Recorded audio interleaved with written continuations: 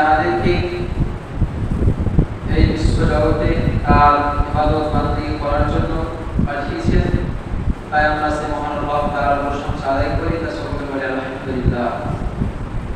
তারপরে দুরূদ ও সালাম নাযিল হোক প্রিয় রাসূল নবী রাসূলুল্লাহ যারা মুহাম্মদ রাসূলুল্লাহ সাল্লাল্লাহু আলাইহি ওয়াসাল্লামের উপর আল্লাহুম্মা সাল্লি আলাইহি ওয়া বারিক আলাইহি। সম্মানিত উপস্থিতি, আজকে আপনাদের সম্মুখে যে বিষয়টি আলোচনা করব বলে জুমার খুতবায় আল্লাহ তাআলা আমাকে উপস্থিত হওয়ার সুযোগ দিয়েছেন, সেই বিষয়টি হলো তাওহীদ। প্রত্যেকটা মুসলিমের উপরে জ্ঞান অর্জন করা ফরজ, চাহে সে হোক নারী বা পুরুষ। প্রত্যেকটা মানুষের উপরে তিনি ইসলামের জ্ঞান অর্জন করা ফরজ। সেই জ্ঞানগুলোর মধ্যে যদি বলা হয় যে কোন জ্ঞানটা আগে ফরজ, তাহলে তাওহীদের বিষয়। তাওহীদের জ্ঞান প্রত্যেকটা মানুষের মধ্যে থাকা উচিত। আল্লাহ তাআলার একত্ববাদ সম্পর্কে প্রত্যেকটা মানুষকে জানা দরকার।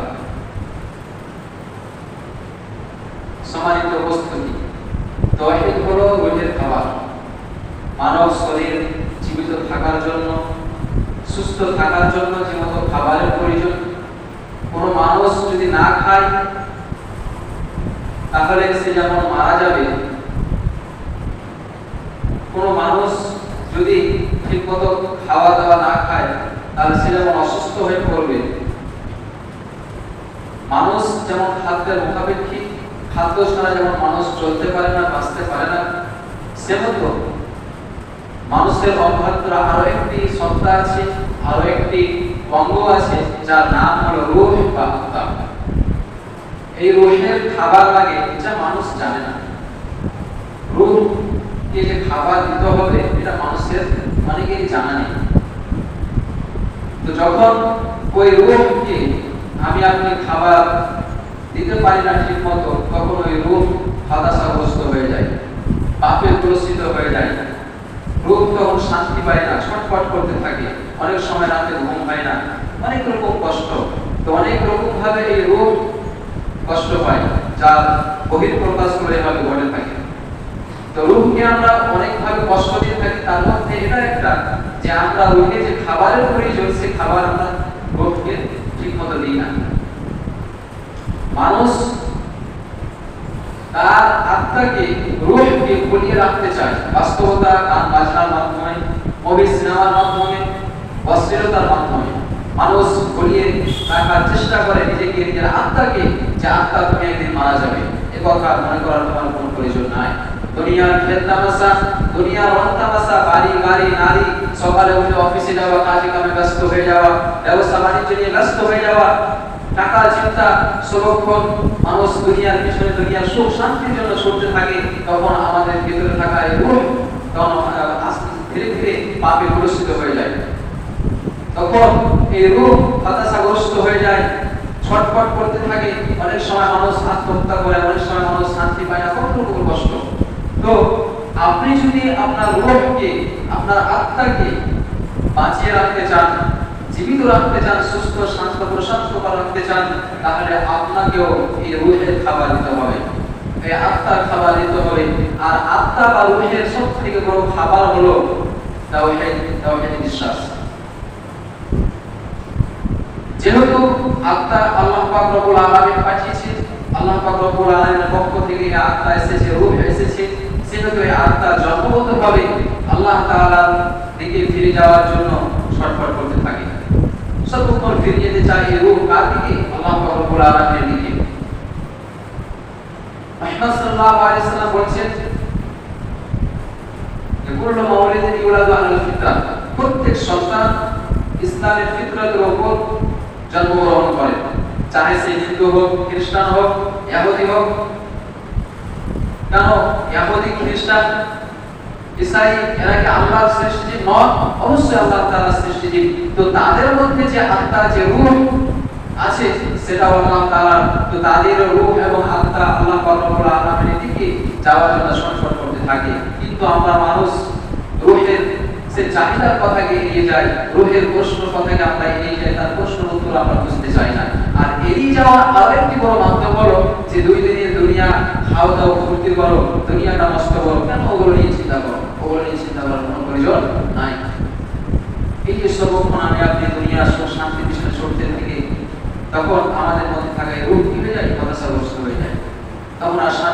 কোনো জিনিস কিছু পাওয়া যায় না।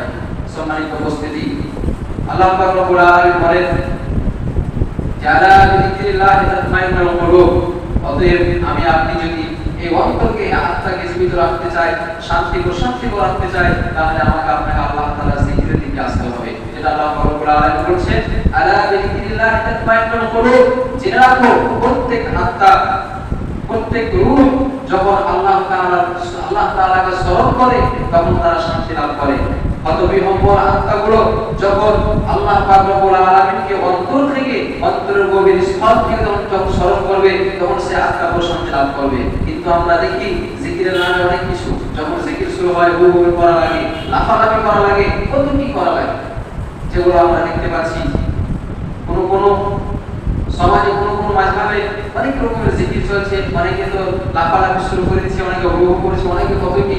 এগুলো জিকির নয়, এগুলো পাগলামি। কারণ আল্লাহ পাক রব্বুল আলামিন বলছেন যখন মানুষ আল্লাহ পাক রব্বুল আলামিনকে তার অন্তর থেকে আল্লাহ পাক রব্বুল আলামিনের স্মরণ করবে তখন সে প্রশান্তি লাভ করবে। কিন্তু তারা প্রশান্তি লাভ করতে পারছে না। আমিও আপনিও ঠিক ডাকছি আল্লাহকে, কেমন করে যে ডাকছি, আমিও আপনি ঠিক মতো শান্তি পাচ্ছি না। তার মানে প্রকৃতপক্ষে আমি আপনি হয়তো আল্লাহ তাআলাকে এই অন্তর থেকে ভয় ভীতির সাথে ভালোবাসা নিয়ে হয়তো ডাকতে পারিনি, যার কারণে আমি আপনি কি এমন সেই শান্তি, সে আত্মার শান্তি লাভ করতে পারছি না। আপনি হয়তো খুব চিন্তিত রয়েছেন, তখন আপনি বাড়ি থেকে বের হচ্ছেন কোন রোজির ইনকাম করার জন্য, তখন আপনি বলছেন বিসমিল্লাহ তাওয়াক্কালতু আলাল্লাহ লা হাওলা ওয়ালা কুওয়াতা ইল্লা বিল্লাহ।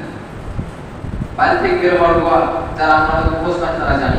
তো এই দোয়া যখন আপনি অন্তর থেকে করবেন, চিন্তিত মানুষ আপনি এখন খুব চিন্তাশীল আপনি, কারণ আপনার খুব সংকট চলছে, আপনার টাকা পয়সা নেই, টাকা পয়সা খুব দরকার, চাকরি নেই, চাকরির খুব দরকার, হয়তো বা কোনো কিছু দরকার কারণ। তো আপনি তার বাড়ি থেকে বের হচ্ছেন, কি বলছেন? বিসমিল্লাহ, আল্লাহ তাআলার নামে শুরু করছি, তাওয়াক্কালতু আলাল্লাহ লা হাওলা ওয়ালা কুওয়াতা ইল্লা বিল্লাহ। আমি তার উপরে নির্ভরশীল হয়ে বের হচ্ছি, তিনি ছাড়া কেউ আমার কোনো কিছু উপকার করতে পারে না, কেউ কোনো ক্ষতি করতে পারে না। যখন আপনি এই দোয়া অন্তর থেকে করবেন তখন আপনার যে মাথার চিন্তা ছিল যে কাজ হয় কি হয় না, চাকরি কাজকে হয় কি হয় না, কাজ কাম পাই কি পায় না, টাকা ইনকাম করতে পারবো কি পারবো না, আজকের অবস্থা চলবে কি চলবে না, কি আপনি চিন্তিত ছিলেন বাড়ি নিয়ে, তখন আপনার চিন্তা অটোমেটিক হয়ে যাবে। ধরেন আপনি বিমানে উঠছেন, গাড়িতে উঠছেন, তখন আপনি চিন্তাশীল যে কিভাবে যায়, ঠিক মতো যেতে পারে কি পারে না, কি অ্যাক্সিডেন্ট হয়ে আর কিছু হয়ে, তখন আপনি বলছেন সুবহানাল্লাযী সাখখারা লানা হাযা ওয়া কুন্না লাহু মুকরিনিন ওয়া ইন্না ইলা রাব্বিনা লামুনকালিবুন। সুবহানাল্লাযী সাখখারা লানা, সে সত্তা পাক পবিত্র যিনি আমাদের এই অধীনস্থ এই বিমান, এই গাড়ি, এই যাবতীয় যেগুলো যানবাহন আছে এগুলো আমাদের অধীনস্থ করে দিয়েছে। আপনি ভাববেন যে এগুলো আমাদের অধীনস্থ আবার কেমন করে দেওয়া হলো। এগুলো আমরা যেভাবে চালাই, বাইক যেভাবে চালাই সেভাবেই তো চলে, গাড়ি যেভাবে চালাই সেভাবেই তো চলে, তাহলে এগুলো আমাদের অধীনস্থ কিভাবে করে দেওয়া হলো? যে এটা আপনার বোঝার জন্য বুঝতে হবে ইন্নাল্লাহু আলা কুল্লি শাইইন কাদির, নিশ্চয় আল্লাহ পাক রব্বুল আলামিন সব কিছুর উপর শক্তিমান, সব কিছুর উপরে, সব কিছু তার কথা শুনে এবং সব কিছু তার প্রশংসা আদায় করে। আল্লাহ রব্বুল আলামিন কোরআন মাজিদে একাধিক জায়গায় বলেছেন তুসাব্বিহু লিল্লাহি মা ফিস সামাওয়াতি ওয়া মা ফিল আরদ, এই আসমান এবং জমিনের মধ্যে যাহা কিছু আছে সব কিছু আল্লাহ তাআলা কি করে? তাসবিহ, তার বরত্ব বয়ান করে। যা কিছু আছে তিনি বলেনই মা ফিস সামাওয়াতি ওয়া মা ফিল আরদ, যে জমিন এবং আসমানের মধ্যে যারা বিবেকমান, যাদের বিবেক বুদ্ধি রয়েছে তারা শুধু আল্লাহ তাআলাকে ডাকে, আল্লাহ তাআলার পবিত্রতা বর্ণনা করে। এটা বলেন তিনি বলেছেন মা ফিস সামাওয়াতি ওয়া মা ফিল আরদ, আমি আপনি পৃথিবীতে যা কিছু দেখতে পাচ্ছি, যা কিছু দেখতে পাই না, যা কিছু আছে সব কিছু আল্লাহ তাআলার প্রশংসা আদায় করে। যা দেখতে পাচ্ছেন আপনার এই বিল্ডিং, লাঠি, যা কিছু দেখতে পাচ্ছেন সব আল্লাহ তাআলার কথা শুনে। এটা আপনার আমি কোনো মুখের কথা বলছি না, এজন্য অনেক প্রমাণ আছে। যদি আপনার জানা থাকে যে হযরত ইব্রাহিম আলাইহিস সালামকে যখন আগুনে নিক্ষেপ করা হলো, তখন আল্লাহ পাক রব্বুল আলামিন আগুনকে হুকুম দিয়েছিলেন ইয়া নারু কুনি বারদান ওয়া সালামান আলা ইব্রাহিম, আগুন তুমি ঠান্ডা হয়ে যাও ইব্রাহিমের প্রতি এবং শান্তিময় ঠান্ডা হও। আগুন ঠান্ডা হয়ে গেছিল। তাহলে আগুন আল্লাহ তাআলার কাছ থেকে যেটা জড়বস্তু, যার মধ্যে কোনো জীবন নেই, জীব নেই, সে আল্লাহ তাআলার কথা শুনলো। যখন সমুদ্রের মুখে আটকা করেছিলেন মুসা আলাইহিস সালাম, ফিরাউনের সৈন্যদল যখন চতুর্দিক থেকে ঘিরে নিয়েছিলেন, সামনে লোহিত সাগর, দিকে জায়গা নেই, রাস্তা নেই, তখন আল্লাহ রব্বুল আলামিন সেই সমুদ্রকে আদেশ করেছিলেন, হুকুম করেছিলেন যে হ্যাঁ সমুদ্রকে ফাঁক হয়ে যাও, সমুদ্র ফাঁক হয়ে গেছিল, রাস্তা হয়ে গেছিল। মুসা আলাইহিস সালাম জানতেন না, কিন্তু তার আল্লাহর প্রতি ভরসা ছিল। কি বলেছিলেন? আল্লাহ কখনো নয়, ফিরাউন আমাদের ধরতে পারবে না, হতেই পারে না, তিনি আমার রাস্তা দেখাবেন, রাস্তা কি আছে সেটা তার জানা ছিল না, তবে রাস্তা আল্লাহ রব্বুল আলামিন করে দিয়েছেন, সমতল ফাঁক হয়ে গেছিল। তাহলে সমুদ্র আল্লাহ তাআলা একটা সৃষ্টি, যেটা জলবস্তু, যার মধ্যে কোনো জীবন নেই, সেই পানি আল্লাহ তাআলা কথা শুনলো। যখন ইউনূস আলাইহিস সালাম মাছের পেটে দেখে তিনি আল্লাহ পাক রব্বুল আলামিনকে ডেকেছিলেন, কি বলে, লা ইলাহা ইল্লা আনতা সুবহানাকা ইন্নী কুনতু মিনাজ জালিমিন, যে আল্লাহ পাক রব্বুল আলামিন ছাড়া সত্যিকারের কোনো ইলাহ নেই, লা ইলাহা ইল্লা আনতা, তুমি ছাড়া সত্যিকারের কোনো ইলাহ নেই, ইন্নী কুনতু মিনাজ জালিমিন, নিশ্চয় আমি জালিমদের মধ্যে, কি জালিমদের মধ্যে আমিও একজন অন্তর্গত। তো তখন আল্লাহ পাক রব্বুল আলামিন তার উত্তরে বলেছিলেন যে ফালাউলা আন্নাহু কানা মিনাল মুসাব্বিহিন লালাবিসা ফি বাতনিহি ইলা ইয়াউমি ইউবআসুন, যদি ইউনূস আলাইহিস সালাম মাছের পেট থেকে আমাকে না ডাকতো, তাহলে সে কিয়ামত পর্যন্ত সে মাছের পেটে অবস্থান করতে থাকতো। তাহলে মাছও আল্লাহ পাক রব্বুল কথা শুনে তাকে সমুদ্রের কিনারাতে ফেলে দিয়েছিলেন এবং তিনি পরিত্রাণ পেয়ে গিয়েছিলেন। সম্মানিত উপস্থিতি, যদি আমরা আল্লাহ পাক রব্বুল আলামিন অন্তর থেকে ডাকি, তাকে তার ভালোবাসা, তার ভয় ভীতি নিয়ে যদি আমরা জীবন যাপন করি, তাহলে আমাদেরই লাভ, আমাদেরই লাভ। কারণ ইউনূস আলাইহিস সালাম ব্যাপারে তিনি বলেছেন, যদি না রাখতো তাহলে কিয়ামত পর্যন্ত সে ওখানে থাকতো। তাহলে আমিও যদি, আপনি যদি আল্লাহ পাক রব্বুল আলামিনকে অন্তর থেকে রাখতে পারেন, তাহলে আমাদের লাভ রয়েছে। তো আল্লাহ তাআলার জিকির আপনাকে তাওহীদের দিকে নিয়ে যাবে, আর এই তাওহীদ এবং আল্লাহ তাআলার জিকির হলো আত্মার খাবার, এই রূহের খাবার, যেটা আমাকে আপনাকে নিয়মিত দিতে হবে। শরীর যত্ন করি, শরীর বাঁচানোর জন্য ঠিক ভালো মন্দ সব রকমের খাবার দিয়ে থাকি, কিন্তু আপনার মধ্যে, আমার মধ্যে যে আরেকটা জিনিস আছে, সেটাকে আমাদের খেয়াল রাখতে হবে না? সে আত্মার, সে রূহের নিয়ে আমাদেরকে খবর রাখতে হবে না? যেখান থেকে আমি আপনি আসল শান্তি, আসল প্রকৃত শান্তি লাভ করে থাকি, সেই শান্তির দিকে আমাকে আপনাকে খেয়াল রাখতে হবে না? অবশ্যই রাখতে হবে। সম্মানিত উপস্থিতি, এবার আসি তাওহীদের দিকে।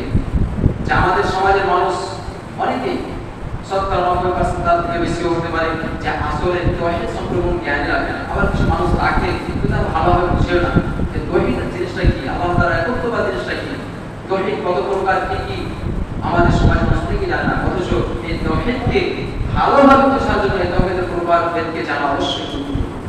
তাওহীদ 3 প্রকার, মনে রাখবেন। তাওহীদ 3 প্রকার: তাওহীদ রুবুবিয়্যাহ, তাওহীদ উলুহিয়্যাহ এবং তাওহীদ আসমা ওয়া সিফাত। আল্লাহ তাআলাকে রব হিসাবে মানা এবং আল্লাহ তাআলাকে ইলাহ হিসাবে মানা। আপনি ভাববেন যে আল্লাহ তাআলাকে রব হিসাবে মানা এবং আল্লাহ তাআলাকে ইলাহ হিসাবে মানা, এই দুটোর মধ্যে আবার প্রকার কেমনে হলো? যিনি রব তিনি তো ইলাহ, যিনি ইলাহ তিনি তো রব, তাহলে এই দুটোর মধ্যে আবার প্রকার কেমনে হলো? জিনা আপনাকে বুঝতে হবে, সারা পৃথিবীর সকল সমস্যা, সারা পৃথিবীর মধ্যে যত সমস্যা রয়েছে, যত মতবিরোধ রয়েছে, এই দুটো আপনার তাওহীদের মধ্যে রয়েছে। সকল সমস্যা কি কি, কোনটা তাওহীদের মধ্যে? বিশেষ করে তাওহীদ রুবুবিয়্যাহ এবং তাওহীদ উলুহিয়্যাহ।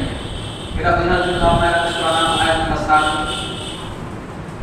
তার একটা অনুবাদ ঘোষণা ব্যাখ্যা করে আল্লাহ পাক রব্বুল আলামিন বলেছেন, আম্মান খালাকাস সামাওয়াতি ওয়াল আরদা ওয়া আনসালা লাকুম মিনাস সামাই মা, যে কে, যিনি এই বিশাল জমিন সৃষ্টি করেছেন, আম্মান খালাকাস সামাওয়াতি ওয়াল আরদ, এবং এই বিশাল আসমান সৃষ্টি করেছেন, ওয়া আনসালা লাকুম মিনাস সামাই মা, এবং সে আসমান থেকে তোমাদের জন্য বৃষ্টি বর্ষণ করে থাকেন, ফামবাতনা বিল হাদাইকা যাত বাহজা, এবং সেই বৃষ্টির পানি দিয়ে তোমাদের জন্য এই পৃথিবীতে মাটির বুকে তোমাদের জন্য ফলগুলো, গাছপালা, কে এগুলো তৈরি করে? কে এগুলো? কে? তখন আল্লাহ পাক রব্বুল আলামিন আবার সেখানে চ্যালেঞ্জ করে বলেন, সারা পৃথিবীর বৈজ্ঞানিক, সারা পৃথিবীর মানুষকে, সকল কিছুকে, মা কানা লাকুম আন তুনবিতু শাজারাহা, সারা পৃথিবীর মানুষ যদি একত্রিত হয়ে, সকল বিজ্ঞানী একত্রিত হয়ে, সকল পণ্ডিত একত্রিত হয়ে যদি মনে করে যে একটি বীজ থেকে একটি চারা বপন করে দেখাবে, এটা পারবে না। কারো ক্ষমতা নেই যে এই মাটি ফাটিয়ে সে একটা কি করে, বীজ বপন করে, চারা বপন করে দেখাবে বীজ থেকে, কারো শক্তি নেই। তারপর তিনি বলছেন, আল্লাহ, তারপরও কি তারা আমার সাথে অন্য কাউকে ডাকবে? আমাকে বাদ দিয়ে, আমার উপাসনা বাদ দিয়ে, আমার ইবাদত বান্দেগি বাদ দিয়ে তারা কি তারপরও অন্য কাউকে ডাকবে? বরং তারা এমন এক সম্প্রদায়, তারা এমন এক জাতি, যারা হক থেকে বিচ্যুত হয়েছে, হক থেকে তারা সরে গেছে।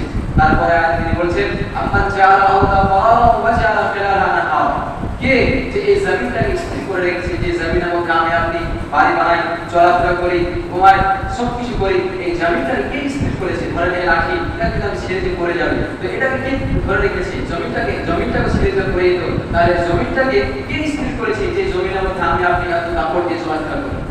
কে?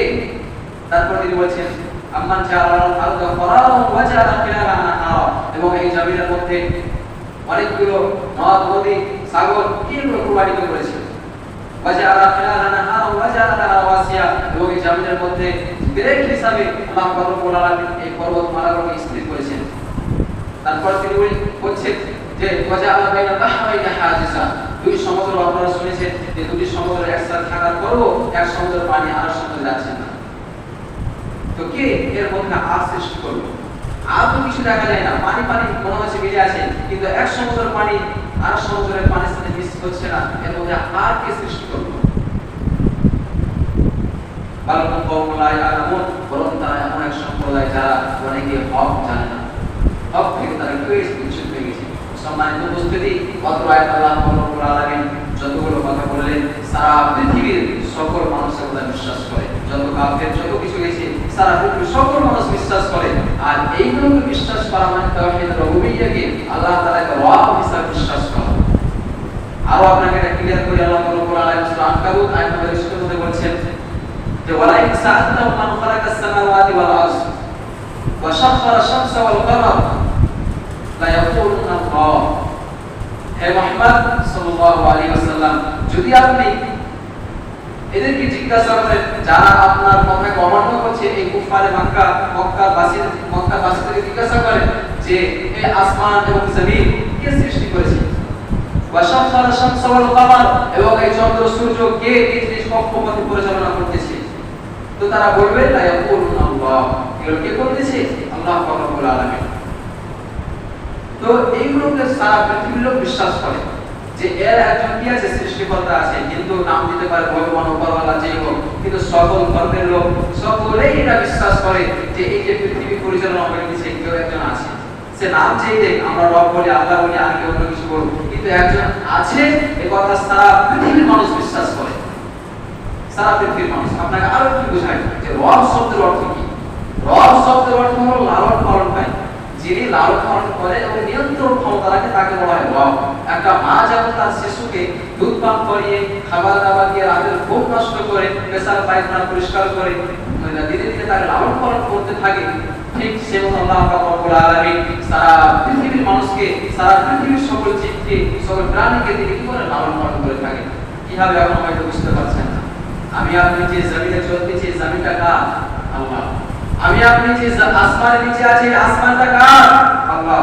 আমি আপনি যে সূর্যের আলোতে জীবন ধারণ করতেছি, এই সূর্যের আলো কার? আল্লাহ। যে সূর্যের আলো ছাড়া কোনো কিছু পৃথিবীতে বাঁচবে না, আমি আপনি বাঁচবো না। এই সূর্যের আলো কার? কার বানানো চলছে? আল্লাহ। আমি আপনি যে খাবার খেয়ে বেঁচে থাকি, প্রত্যেক খাবার তার উৎসটা কোথা থেকে? মাটি থেকে।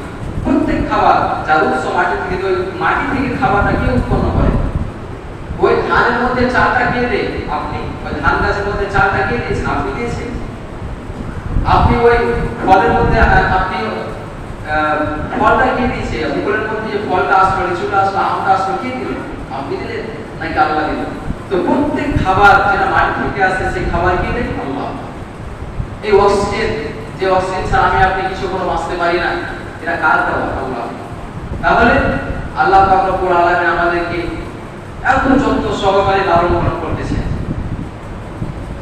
তারপরও আমরা বুঝতে পারছি না যে রব কাকে বলে নাকি। আর একটু আছে যে মক্কার কাফেররাও আল্লাহ তাআলাকে রব হিসেবে বিশ্বাস করত। অনেক হাদিস আছে ব্যাপারে, সংক্ষিপ্ত আকারে আপনাদের কাজ দিচ্ছি যে আবু জাহেল যখন মুহাম্মদ সাল্লাল্লাহু আলাইহি ওয়াসাল্লামের বিরুদ্ধে বদরের যুদ্ধে যাবে, সেই মুহূর্তে তিনি কাবা ঘরে ঘেরাও ধরে বলতেছেন, বুখারীর হাদিস, যে আল্লাহ তুমি আজকে আমাদেরকে ওই দলটির বিরুদ্ধে জয় করিও, যে দলটি উত্তম, তুমি আজকে ওই দলটিকে জয়লাভ করা, এবং তুমি দলের মধ্যে যে দলটি উত্তম, যে দলটি তোমার কাছাকাছি, যে দলটি তোমার প্রিয়, আজকে তুমি আমাকে মুহাম্মাদের বিরুদ্ধে কি করিও? জয়লাভ করে। কে বলতেছে? আবু জাহেল। কাবা ঘরে ঘেরাও করে, তারাও কাবা ঘরে তওয়াফ করত, তারাও আল্লাহ তাআলাকে মানত। আব্দুল মুতালিব, তার নাম কি? আব্দুল মুতালিব কে? মুহাম্মদ সাল্লাল্লাহু আলাইহি ওয়াসাল্লামের দাদার নাম। যখন আবরাহার বাহিনী মক্কা কাবাকে হামলা করার, ধ্বংস করার জন্য আসলো, তখন সে বলেছিল যে কাবা ঘর আল্লাহ, এর রক্ষা আল্লাহই করবে, আল্লাহ কাবা ঘর তোমার, তুমি আর রক্ষা করিও।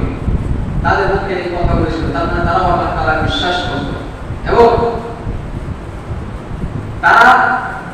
তাহলে কাফের কি হবে? এখন যেটা প্রশ্ন যে তারাও আল্লাহ তাআলাকে বিশ্বাস করতো, আমরা আল্লাহ তাআলাকে বিশ্বাস করি, তাহলে সমস্যাটা কি হবে? আসলে তারা কাফের, আমরা মুসলমান, আগে বলছি কেন কি হবে? এটা বোঝার জন্য আপনাকে বুঝতে হবে সূরা ইউসুফ আয়াত নম্বর 6, যেখানে আল্লাহ পাক রব্বুল আলামিন বলতেছেন ওয়া মা ইউমিনু আকতারুহুম বিল্লাহ ইল্লা ওয়া হুম মুশরিকুন, তাদের অধিকাংশই, সকলে না কিন্তু অধিকাংশই আল্লাহ পাক রব্বুল আলামিনকে বিশ্বাস করত।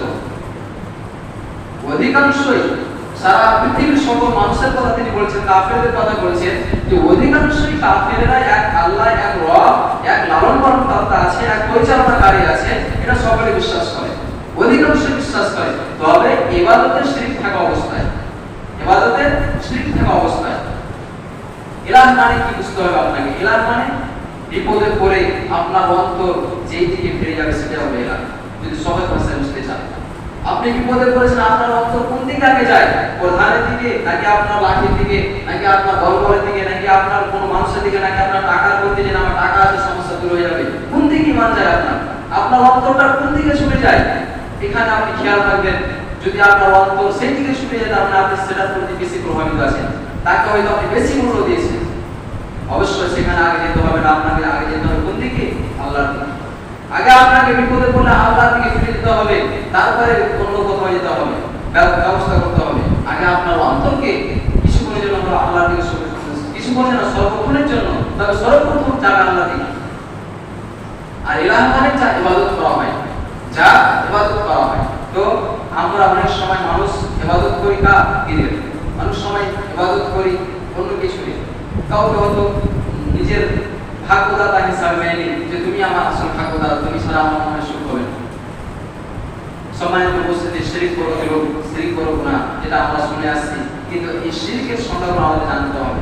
শিরক মানে কি? শেয়ার করা, অর্থাৎ আল্লাহ তাআলার ইবাদতে কাউকে তিল পরিমাণ কোনো কিছুর কি করা যাবে না, ভাগ দেওয়া যাবে না।